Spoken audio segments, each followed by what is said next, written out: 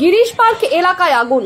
ছাতুবাবু লাটু বাবু বাজারের কাছে লাগলো আগুন। একটি বাড়িতে কালো ধোঁয়া দেখতে পেয়ে স্থানীয় বাসিন্দারা দমকলকে ফোন করে।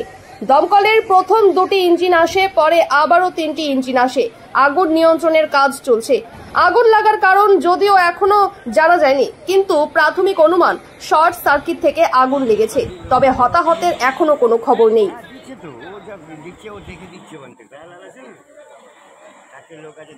ধোয়াতেই অর্ধেক সারা মানুষ হয়ে যাবে, অসুস্থ হয়ে যাবে।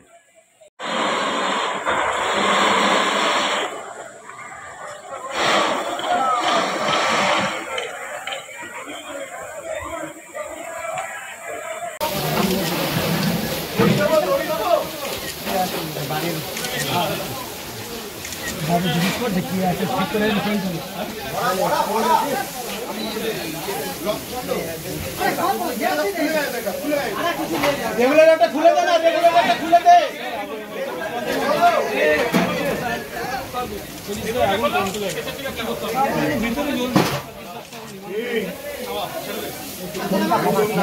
কাজ করতে কোনো হেডেক নিতে চলে আসে। কোনটা কমাতে হবে?